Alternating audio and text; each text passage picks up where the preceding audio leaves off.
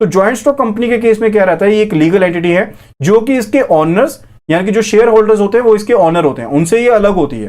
तो यहां पर इसका एक लीगल स्टेटस रहता है जिसे अटेन करने के लिए इसे रजिस्टर किया जाता है अंडर द कंपनीज एक्ट 1956, जिसे टाइम टू टाइम अमेंड किया जाता रहा है। ठीक है, तो इस तरह की जो भी रजिस्ट्रेशन की जाती है इसे साथ में रजिस्टर कराना पड़ता है with the registrar of companies.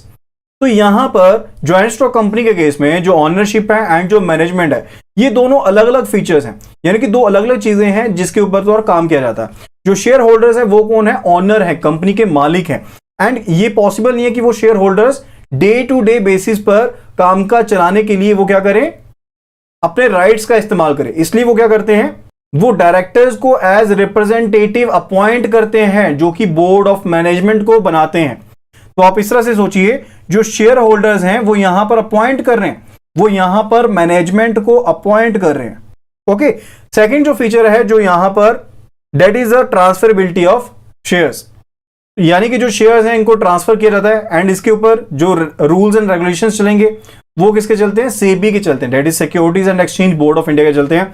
उनके हिसाब से जो ज्वाइंट स्टॉक कंपनी के जो शेयर्स हैं उनकी ट्रांसफरेबिलिटी की जा सकती है।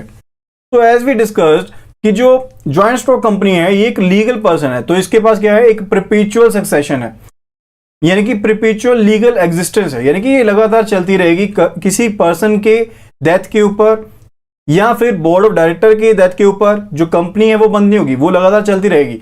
एंड कंपनी सिर्फ और सिर्फ तब मर सकती है, तब इसे खत्म की जा सकती है जब इसकी लीगल डेथ हो, यानी कि सभी लीगल फॉर्मेलिटीज को खत्म करने के बाद ही सिर्फ एक कंपनी को डिसोल्यूट किया जा सकता है।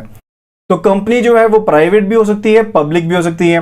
तो कुछ एक चीजों के साथ इनको कंप्लाई करना पड़ता है जिसके साथ जो कंपनी है वो एग्जिस्टेंस में आती है।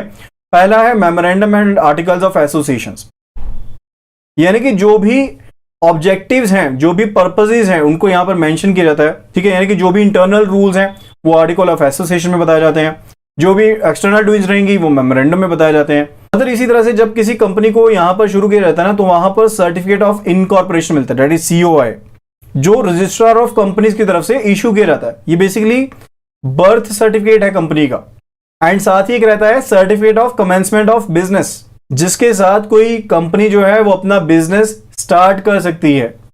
फर्दर जितनी भी इंपॉर्टेंट ट्रांजैक्शंस होंगी ना कंपनी की, those must be supported by a resolution, यानी कि एक रेजोल्यूशन दिया जाता है बोर्ड ऑफ डायरेक्टर्स की तरफ से जिन्हें अपॉइंट किया गया है शेयर होल्डर की तरफ से। ठीक है, वो बोर्ड ऑफ डायरेक्टर्स यहां पर एक रेजोल्यूशन को पास करते हैं जिसके बेस पर जो भी इंपॉर्टेंट ट्रांजैक्शंस होती हैं उनको कैरी ऑन किया जाता है।